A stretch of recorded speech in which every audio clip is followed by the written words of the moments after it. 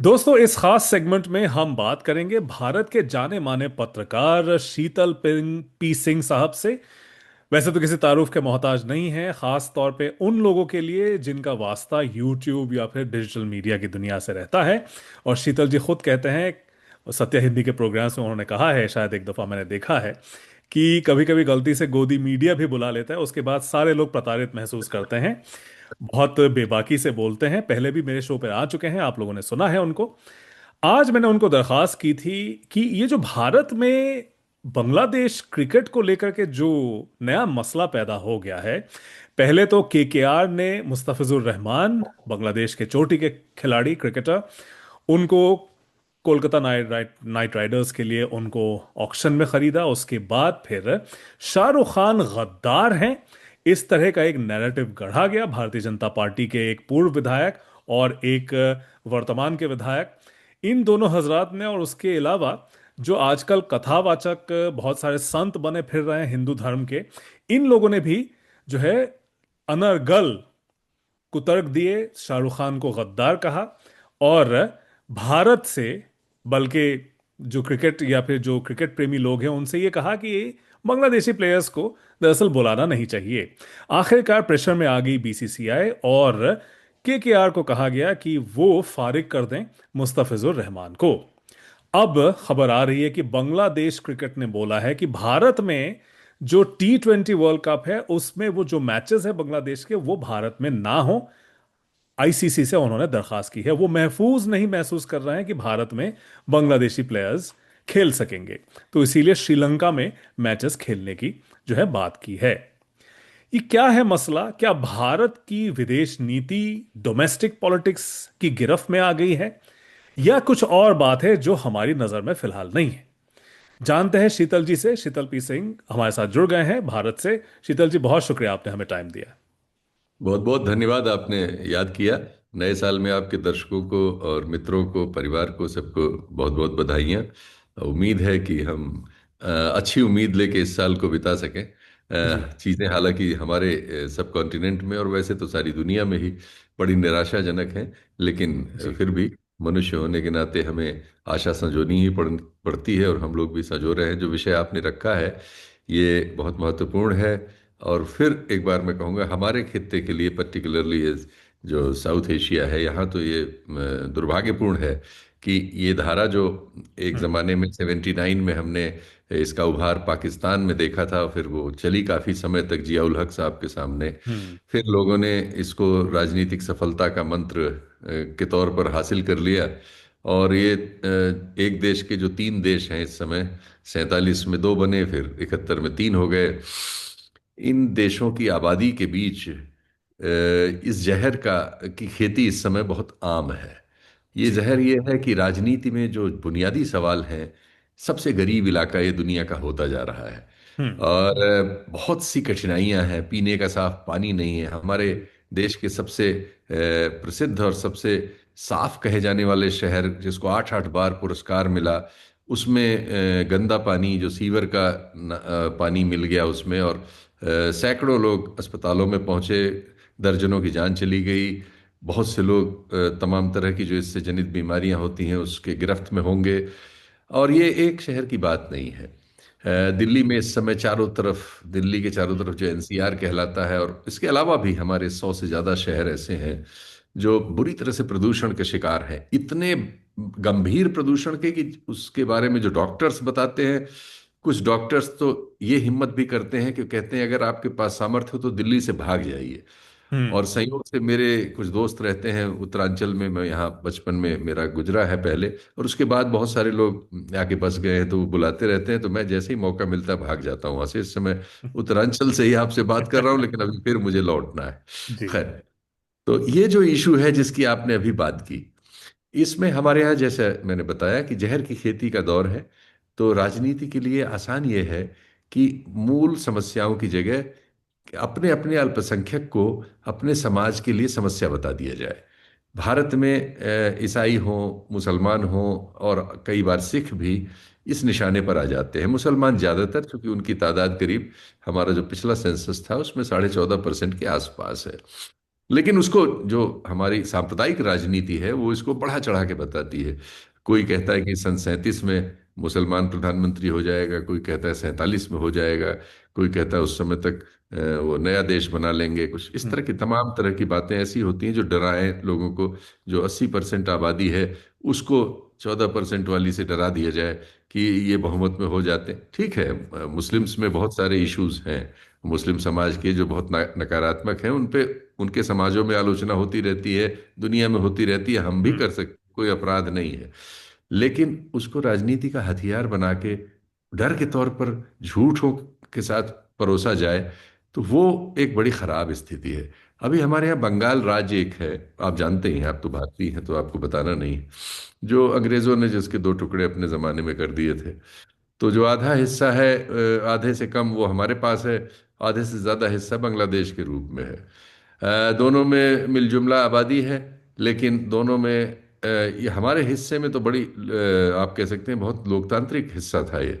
उस हिस्से में ज़रूर जहर की खेती पहुंच गई थी, और उसने वो टुकड़े भी कराए उसके, भाषा के आधार पर और अन्य हम्म। अन्य सवाल पर पाकिस्तान से वो अलग हुआ, लड़ाई हुई। वहाँ एक साइजेबल हिंदू आबादी थी, जिसके साथ उनका तालमेल जो है बीच बीच में खराब होता रहता है, जैसा हमारे हम्म। यहाँ होता रहता है। एक बहुत सारे दल हैं जो इसी पे खेती करते हैं। तो वहाँ अभी कुछ घटनाएं ऐसी हुई जिसमें हिंदू युवकों को, वहाँ चूंकि इस समय बड़ा टर्मोइल का वक्त है, हम्म। मार डाला गया बहुत बेदर्दी से, बड़ी क्रूर तरीके से। निश्चित तौर पर वहाँ इस तरह के हम्म। एलिमेंट्स जो है, संगठन हैं जो इस समय उनको हवा मिली हुई है, क्योंकि वहाँ लॉलेसनेस है और वो हम्म। उसका गलत इस्तेमाल कर रहे हैं। भारत में जगह जगह से वीडियोज आते रहते हैं, कभी किसी गरीब मुसलमान को ट्रेन में पीट दिया जाता है, कभी किसी को फेरी वाले को पकड़ के पीट दिया जाता है, कभी रिक्शे हम्म। वाले को मार दिया जाता है, कभी किसी को गोकशी के मामलों में लिंच कर दिया जाता है। हमारे यहाँ भी लाइन लगी हुई है, दोनों तरफ जवाबी कव्वालियां चल रही हैं। और चूंकि बंगाल का चुनाव है, और उस चुनाव में सबसे बड़ा मुद्दा घुसपैठिए को बनाने की कोशिश की गई है, जो प्रेजेंट डिस्पेंसेशन उसकी ओर से। और जो वहाँ की सत्तारूढ़ पार्टी है ममता बनर्जी वाली, टीएमसी, वो चूंकि ज़्यादातर माइनॉरिटी वोट्स पे जो एक साइजेबल नंबर में वहाँ है, उस पर बहुत निर्भर करती है राजनीतिक रूप से। तो उसकी बहुत सारी ऐसी चीज़ें खोजी जाती हैं राजनीति में, जिससे उसको कहा जाए कि वो मुस्लिम परस्त है। हम्म। तो ये एक तो ये होता है, दूसरे ऐसी कोई घटना इस समय हो जाए जैसे ये हो गई कि बांग्लादेश के एक खिलाड़ी को, हमारे यहाँ एक क्लब है, आप इसको भी जानते हैं, बीसीसीआई नाम का, जो दुनिया का सबसे रईस खेलों के जो क्लब हैं, शायद उसमें पहले दूसरे तीसरे नंबर में होगा कहीं ना कहीं। हम्म। 50,000 करोड़ से ज़्यादा का उसका रेवेन्यू है, टैक्स फ्री है। और ये आरोप लगते हैं कि 2 लाख करोड़ का इस धंधे में सट्टा होता है। तो हम्म। ये क्लब हमारे यहाँ टूर्नामेंट्स कराता रहता है, और कई बार ऐसे मामले, चूंकि इन देशों में आपस में हमेशा तनाव बना हुआ है, पाकिस्तान के साथ तो हम कई युद्ध लड़ चुके हैं, उनसे तो हमारा अनवरत तनाव का माहौल है। हम्म। तो और उसमें हिंदू मुस्लिम तड़के का भी पूरा माहौल रहता ही है, क्योंकि वो धर्म के आधार पर देश बना था। तो उसकी वजह से बहुत सारे मैच हमारे कभी दुबई में होते हैं, कभी कहीं होते हैं। अभी आपने बताया है कि अब यहाँ के बहुत सारे मैचेस जो हैं बांग्लादेश और भारत के बीच जो होंगे, वो वहाँ होंगे, श्रीलंका में या कहीं अन्य। हम्म। ये सब इसीलिए होता है कि धंधा एक जगह है, धंधे में कोई समझौता नहीं करते लोग, धंधा खूब करते हैं, खूब कमाएंगे। बहुत सारे लोग आपस में बाहर एक दूसरे के साथ मिलके धंधा करते हैं। लेकिन देश में जो जनता है, जिसके पास दोनों टाइम खाने का भोजन नहीं है, अच्छी शिक्षा नहीं है, अच्छी क्या शिक्षा ही नहीं है, हम्म। स्वास्थ्य नहीं है, इतनी गंभीर समस्याएं हैं जो वायु प्रदूषण की और अन्य तरह के प्रदूषण की हैं, और पानी जनित प्रदूषण अभी बताया ये आपको, रोजगार नहीं है, सारे खित्ते की ये हालत है, बुरी हालत है। बहुत सारे इश्यूज हमारे ऐसे हैं जो सब सहारन अफ्रीका, जो दुनिया का सबसे हम्म। गरीब कठिनाइयों में बसा हुआ एरिया है, उससे मिलते जुलते हैं। एक्चुअली हमारी काफी बड़ी आबादी, दुनिया की सबसे बड़ी गरीब आबादी हमारे पास है। हम्म। लेकिन हम एक मुसलमान अगर हमें कहीं मिल जाए किसी मुद्दे पर और चुनाव हो रहा हो, तो हम ढूंढ के निकालते हैं। हमने ढूंढ लिया, इस क्लब के ऑक्शंस में बहुत से इलाकों के खिलाड़ी जो हमारे इन हम्म। क्षेत्रों के, और विदेशी खिलाड़ी भी नीलामी में आते हैं। और विभिन्न क्लब हैं, जिसमें एक क्लब शाहरुख खान का भी है, वो उसको खरीदते हैं। एक सामान्य प्रक्रिया है। इस प्रक्रिया के तहत शाहरुख खान ने एक बांग्लादेशी खिलाड़ी को, जो काफी नामी गिरामी है, उसको खरीदा था। तो उसमें कई लोगों ने बोली लगाई थी, 4-5 लोगों ने, जिसमें दूसरों के क्लब हैं, सब हम्म। शाहरुख खान के तो है नहीं, शाहरुख का एक है। और ये सब बोली लगवाई किसने थी? बोली हम्म। लगवाई बीसीसीआई ने। बीसीसीआई किसकी जेब में है? बीसीसीआई इस देश के गृह मंत्री के पुत्र की जेब में है। हम्म। वो तो आईआईसी के भी इस समय चीफ है। तो ये पूरा दरअसल क्रिकेट का धंधा तो 12-14 देशों में ही है, दुनिया के हम्म। 200 देशों में से। इन 12-14 देशों में भारत सबसे बड़ा इसका बाजार है, आबादी की वजह से। भारतीय बहुत हैं, आप सब लोग दुनिया में रहते हैं। हमारा डायस्पोरा भी आबादी के लिहाज से दुनिया में हम्म। सबसे ज्यादा भारतीय ही बाहर रहते हैं। ये सब आंकड़े हैं। तो उन्हीं सब में इसको खेलने के लिए ये सारा क्लब बनाया था ललित मोदी ने, जो अब इसका लाभ उठाने की जगह इंग्लैंड में निर्वासित है। हम्म। लेकिन अब उसका लाभ हमारे प्रेजेंट डिस्पेंसेशन के सबसे ताकतवर नेता आप कह सकते हैं प्रधानमंत्री जी के बाद, जो हमारे गृह मंत्री जी अमित शाह, उनके पुत्र के हाथ में है। हम्म। इस क्लब के संचालन करने वालों के जलवों का कोई वृतांत करना आपके दर्शकों को चौंकाएगा। ये सब chartered plane, chartered helicopters, 7 star hotels और लग्जरी में जो इंतहा है वो सब इन लोगों के लिए बिछी हुई है। जैसा हम्म। मैंने बताया, 50,000 करोड़ से ज्यादा, जिस देश में औसत आय जो है $2,800 बताई गई हो, और जिसमें 10% लोगों के पास 65% जो वैल्यू है हमारे इकोनॉमी की वो उनकी जेब में हो, सिर्फ 35% पे 90% लोग, यानी करीब 1 अरब 35 करोड़ लोग हमारे देश की आय के 35% में गुजारा कर रहे हो, और जिसकी करीब आधी आबादी से ज्यादा सब सहारन अफ्रीका के करीब हो, हम्म। उसमें इस तरह का इतना बड़ा, इतना रईस क्लब और उसके जो कर्ता धर्ता हैं, उनका नाम कोई नहीं लेगा। ये जितने संगठन हैं, भाई ये हम्म। फैसला तो किया है बीसीसीआई ने। हम्म। बीसीसीआई अमित शाह जी के पुत्र की जेब में है। हम्म। उनका नाम नहीं ले पाओगे, क्योंकि उनका हम्म। नाम लोगे तो तुम्हारा इलाज करवा देंगे वह बड़े आराम से। हम्म। सारा तुम्हारा ये सब करने का जो कुछ प्रपंच है खत्म हो जाएगा। नाम किसी मुसलमान का ढूंढ लोगे तो शाहरुख खान को आपने ढूंढ लिया। दुर्योग से उन्होंने एक बांग्लादेशी खिलाड़ी एक्शन में लिया था। हम्म। और इस समय बांग्लादेश से हमें बंगाल के चुनाव तक पूरा मामला गर्म रखना है। जी। कुछ वो लोग भी कृपा कर रहे हैं, यहाँ वाले तो तैयार हैं कि वो कृपा करें और ये उसके नाम पे हल्ला करें। अब जी। तमाम झुग्गियों में तमाम छोटे यूट्यूबर्स जो हैं, जो रील बना के अपना गुजारा करते हैं, वो माइक लेके पहुंच जाते हैं। बांग्लादेशी ढूंढने का अभियान चल रहा है इस समय, झुग्गी झुग्गी। तो ये उनकी भी रील बन जाती है। वातावरण में तनाव है, वो रील बिक भी जाती है। और हमारे देश में एक और आंकड़ा है, 9 लाख से ज्यादा लोगों के रील बनाने का काम मोनेटाइज्ड है। हम्म। यानी हमारे यहाँ रेलवे सबसे बड़ा रोजगार देने का साधन है, 12 लाख के आसपास। उसके बाद दूसरा सबसे बड़ा साधन रील बनाना है। प्रधानमंत्री जी ने भी बोला था ना कि रील बना हाँ, रहे हैं अपना प्रधानमंत्री जी उसको रोजगार। इनकैश भी बिहार में करने पहुंच गए। बिहार में ही सबसे ज्यादा बनता है, क्योंकि इतनी हाँ। बेरोजगारी है कि आदमी किसी तरह से छटपटा के जहां रास्ता मिलता है वहां भागता है। तो वो हम्म। इस तरफ भी रील बनाने वालों की संख्या तो शायद 1 करोड़ होगी हमारे देश में। सत्तर हम्म। अस्सी लाख का तो पुराना आंकड़ा है, रिन्यू नहीं हुआ। उसमें से 9 लाख लोगों का मोनेटाइज्ड है, और उनको 21,000 करोड़ इन दो कंपनियों ने, गूगल और मेटा ने, पिछले साल बांटे थे इसी क्रम में। तो ये भी एक एरिया हम्म। है। ये सब जी। मिलजुल के इन्होंने जो खिचड़ी बनाई है, उसमें शाहरुख खान इस समय निशाने पर है। शाहरुख खान बीच बीच में आते रहते हैं, क्योंकि वो हम्म। शाहरुख खान है। और हमारे यहाँ और सारी दुनिया में जो 79 के बाद जो इस्लामिक रिवाइवलिज्म आया था, उसमें जो है उसका असर है, अभी दुनिया में हम्म। बहुत भारी असर है। उससे बहुत सारी घटनाएं हुई। फिर फिलिस्तीन वगैरह के इश्यूज हैं, हम्म। अरब के बहुत सारे देशों में अमेरिकी हमला, ईरान से झगड़ा, ये सब मिलके हमेशा इस हांडी को गर्म रखते हैं। तो उस हम्म। आबादी में भी सारी दुनिया में चूंकि जहां बेचैनी होती है, डिस्टरबेंस होता है, तो लोग ऐसी जगहों पे भागते हैं। सुपरस्टिशियस होना उसमें बहुत नॉर्मल है। हम्म। वही आबादियां ज्यादा सुपरस्टिशियस होती हैं जो आबादियां कठिनाई में होती हैं। और हम्म। ये इसका एक सबूत है। तो इधर इस्लामिक दुनिया में ये है चीजें कि उनके बहुत सारे खिलाड़ी अपने धर्म को लेके बहुत सेंसिटिव रहते हैं, और जहां भी उनको मौका लगता है उसके प्रदर्शन करने में हम उन्हें ज्यादातर हम्म। जगह पाते हैं। किसी खेल में वो जीत जाए तो तुरंत मतलब सजदा वगैरह करने लगते हैं। और उनमें थोड़ा सा ये भी है, उनके धर्म में जो ज्यादा धार्मिक हो जाते हैं, वो 5 वक्त की नमाज वगैरह पढ़ने के लिए ये ध्यान नहीं रखते कि उनके आसपास की आबादी उनके बारे में हम्म। क्या सोचेगी। वो हवाई अड्डे पर, इवन हवाई जहाज में, कहीं भी वो नमाज वमाज जो पढ़ने लगते हैं, उससे सबसे जो बाकी लोग हैं जो नॉर्मल ढंग से जी रहे हैं, उनमें रिएक्शंस पैदा होते हैं, क्योंकि समाज में जहर है। हम्म। वो चाहे इवन आप लोगों के यहाँ तक है, ऐसा नहीं कि ठीक। हमारे यहाँ है, वो सारी बिल्कुल दुनिया बिल्कुल। में है। तो उन सब चीजों का उपयोग ये एक राइट विंग दूसरे राइट विंग को राशन देता है। यानी हम्म। हिंदू धर्म का जो राइट विंग जो चीजें करेगा उससे मुस्लिम धर्म वालों को राशन मिलेगा, जो उसके राइट विंगर है। और वो लोग जो करेंगे उससे राशन इधर मिलेगा। तो हम्म। शाहरुख खान इस समय चाह रहा है।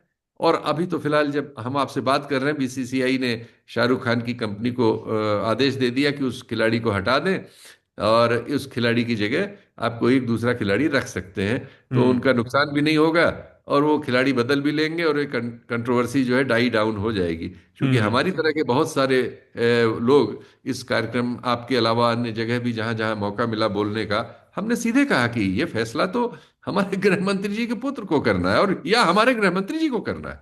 जैसे जी। पाकिस्तान के बारे में हमने ये फैसला ले लिया, अब पाकिस्तान के खिलाड़ी ऑक्शन में हम नहीं लेते।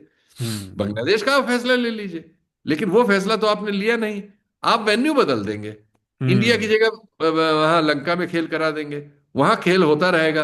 पाकिस्तान से कराएंगे तो दुबई में करा देंगे। तो हम्म। राजनीति में दो धारी चीजें चल रही हैं।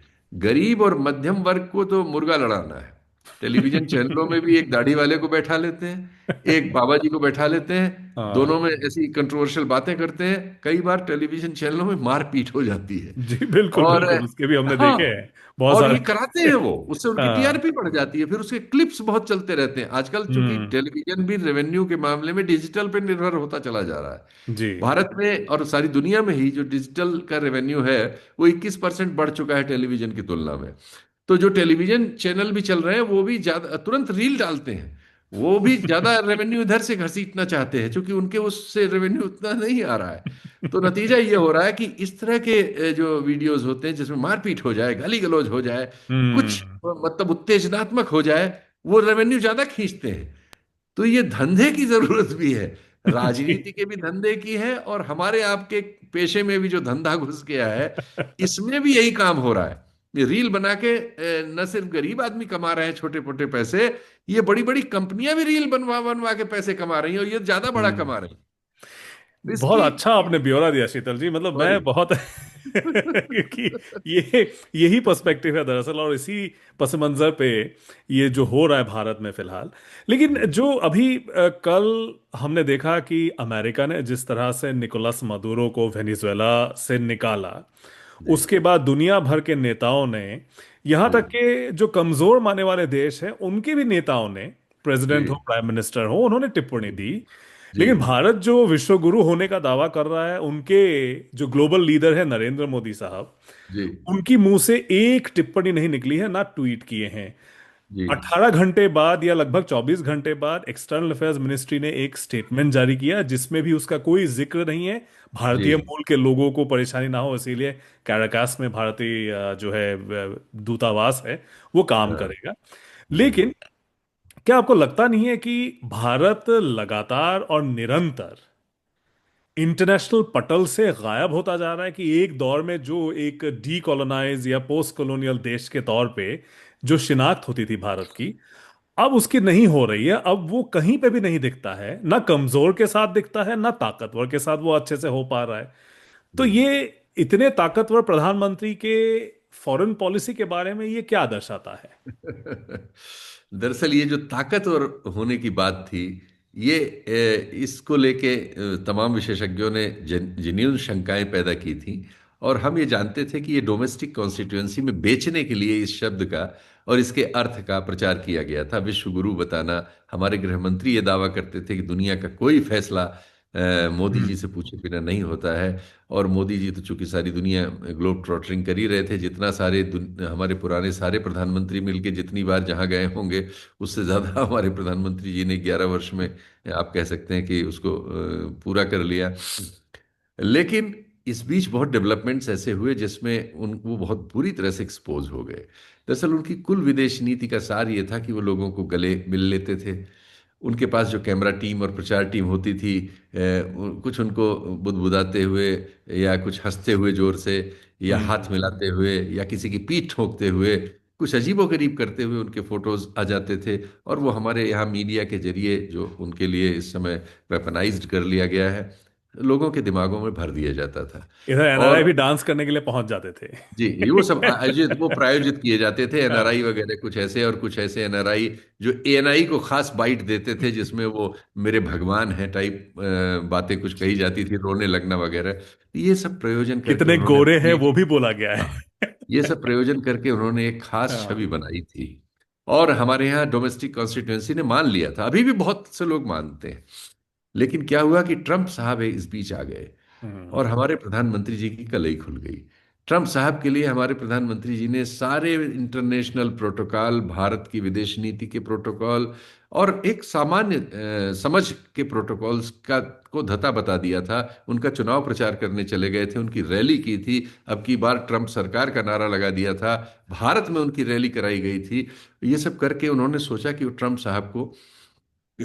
साहब के दोस्त होने का खिताब पालेंगे, और भारत के लिए कुछ, क्योंकि हमारी जो इस समय की विदेश नीति है, हम ऐसा नहीं है कि हमारी पहले जो विदेश नीति थी वो अमेरिका से संबंध नहीं चाहती थी। यूपीए में भी ऐसा हुआ था, इस बात पर हम्म। यूपीए 1 और यूपीए 2 से लेफ्ट अलग भी हो गया था। लेकिन वो इस तरह से गिड़गिड़ाती हुई और इस तरह से रेंगती हुई नहीं थी। हम्म। उसकी एक आवाज थी, सब अंतर्राष्ट्रीय मुद्दों पर उसके उसका एक स्टैंड होता था। एक जमाना तो ये था नेहरू जी के जमाने में कि हम गुट निरपेक्ष आंदोलन के नेता थे। हम्म। दुनिया के 100 से ज्यादा देश हमारे नेतृत्व में दोनों बड़े गुटों के विरुद्ध अपना स्टैंड रखते थे सवालों पर। और हम्म। ऐसा कोई मामला तब हुआ होता तो ये 100 सवा 100 देश एक साथ एक जैसा बोल रहे होते भारत के नेतृत्व में। आज भारत की स्थिति इसलिए गड़बड़ हो गई कि ट्रंप ने आके उस चादर को खींच दिया। हम्म। और ट्रंप ने इस समय सबसे ज्यादा टैरिफ अगर किसी पर लगा रखा है साउथ एशिया में, नहीं एशिया में, वो भारत पर है।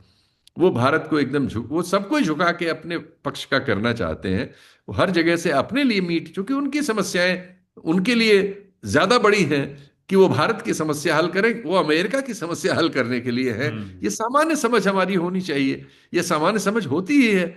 लेकिन हमने ऐसा ताना बाना बुना। इस बीच दुनिया में जो डेवलपमेंट्स हो रहे हैं उनका भी आकलन हमारी इस नीति निर्धारण टीम ने ठीक से नहीं किया। चीन इस समय जिस तरह से उभर के सामने आ चुका है, और ये ठीक है कि लैटिन अमेरिका में या अभी अरब कंट्रीज में अभी अमेरिका इस तरह के हीरोइज्म कर सकता है कुछ दिनों तक, लेकिन ये सीमा भी 5-10 साल की ही है। अगर आपस में चीन और अमेरिका का इस बीच युद्ध नहीं हुआ, जो कि आसान नहीं है होना, तो 5-6 साल में अमेरिका जो कुछ वो कर रहा है वेनेजुएला में, शायद ऐसा करने की हालत में नहीं बचेगा। हम्म। जिस तरह से चीजें दुनिया में बदल रही हैं, तो भारत की तो एक सबसे बड़ी आबादी वाले देश की इस तरह की परिस्थितियों के अनुसार एक भूमिका होनी चाहिए। हो ये रहा है कि जब अमेरिका से हम दुत्कारे जाते हैं तो हम ब्रिक्स की ओर भागते हैं, तो हम रूस में और चीन में दोस्त ढूंढना शुरू कर देते हैं। पुराने दोस्तों को इसके पहले गायब रखते हैं, और फिर हम उनके स्वर्ग की बात करने लग, उनसे हाथ मिला के फोटो चलाने लगते हैं। वो भी हमें जान गए हैं।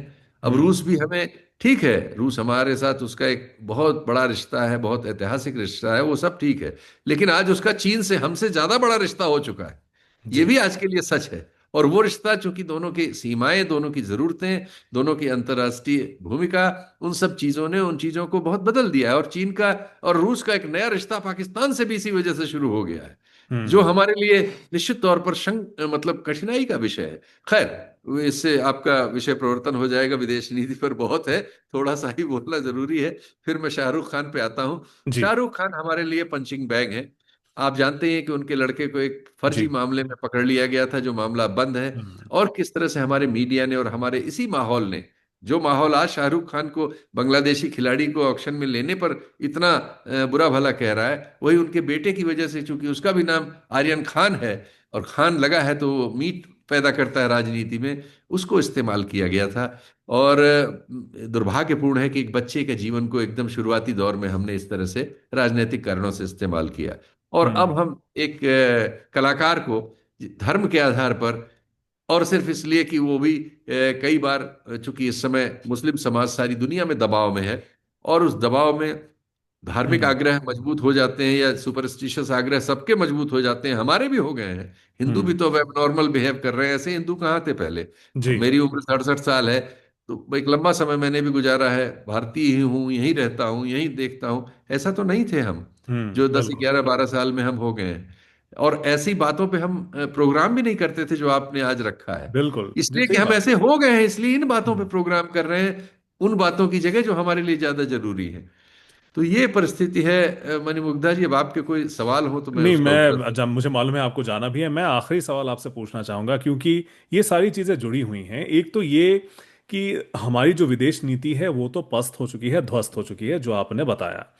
जो हमारी डोमेस्टिक पॉलिटिक्स है उसमें भी मैं देख रहा हूं लगातार, जैसे इस शाहरुख खान वाले मामले में हमने देखा, इससे थोड़े दिन पहले ये क्रिसमस में जो हमने देखा जो वायलेंस हुआ, अब इन दंगइयों को जो है इनकी आवाज सुनी जा रही है ऐसा लग रहा है। क्योंकि ये कोई कार्रवाई होती है, स्टेट बोलता है कि देखिए हमने तो कर दिया है, उसके बाद तुरंत रिहा हो जाते हैं बेल पे। उसके बाद उनका बड़ा जो है स्वागत होता है ढोल नगाड़ों के साथ, मालाएं पहनाई जाती है, नोटों की माला वर्षा होती है, पुष्प की। और जो मिठाई वगैरह खिलाए जाते हैं, वो चाहे बिल्किस बानो के मामले में हमने देखा, जो आरोपी थे वो निकले कन्विक्ट थे बल्कि। और ये जो क्रिसमस पे जो तोड़फोड़ किया, इस मामले में में भी हमने देखा लगातार हिंदू धर्म के गुरु जो नए नए बन के आए हैं, जो कथावाचक है, जगत गुरु वगैरह खुद को बोलते हैं आजकल, ये लोग भी जो है शाहरुख खान के खिलाफ इस तरह की पूर्वाग्रह से ग्रसित होकर के बात करते हैं। भारतीय जनता पार्टी के लीडर्स भी छोट भैये लीडर्स ही आप कह लीजिए, लेकिन फिर भी उनकी आवाज ऐसा लगता है जैसे सुनी जा रही है। जैसे बीसीसीआई ने तुरंत बोल दिया कि आप इनको फारिग कर दीजिए। सरकार इतनी ताकतवर है, प्रधानमंत्री खुद जाते हैं क्रिसमस पर मास में, लेकिन देश में उनकी आवाज जैसे सुनी नहीं जा रही है। तो क्या ये मजबूरी है, या इतने कमजोर हो गए हैं डोमेस्टिकली, या फिर ये जो एक दोहरापन है कि एक जो आरएसएस पर इल्जाम लगता है कि they talk with a fork tongue, एक एंड पे वो कुछ बोलते हैं और जो है उसका दूसरा कुछ मतलब जमीन पे निकाला जाता है, क्या ये बात है? नहीं, ये सीधी सीधी धूर्तता है। मैं बहुत कड़ा शब्द इस्तेमाल कर रहा हूं। बंगाल का चुनाव है, इसलिए उन्हीं के लोगों ने इस मुद्दे को पहले पैदा किया और फिर हल कर लिया, और मुद्दा उन्हीं की गलती से है।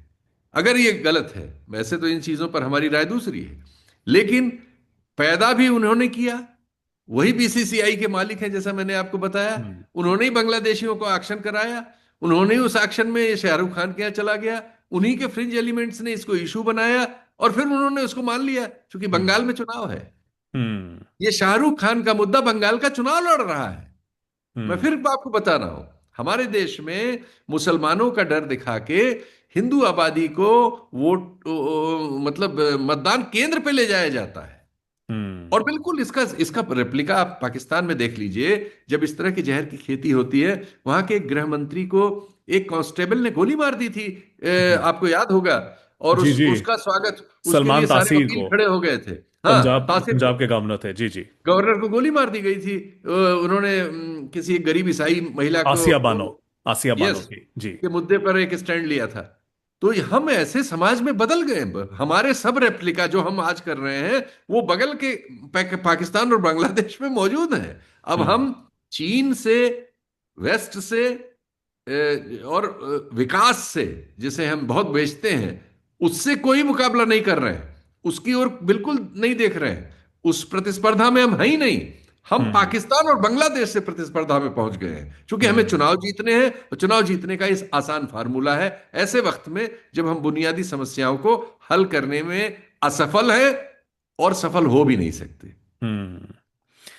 शीतल जी, आपने हमें वक्त दिया, बहुत शुक्रिया आपका। माफ करिएगा और मनमुग्धा जी। जी, नहीं नहीं नहीं, मुझे बहुत शुक्रिया, निकलना था, आपने नहीं इतना तो मैं टाइम और तो दिया। वक्त आपके साथ गुजारता। नहीं नहीं नहीं, बिल्कुल, आगे भी और भी मौके मिलेंगे सर, गुजरा हुआ वक्त नहीं कि वापस लौट के नहीं आ सके हम लोग।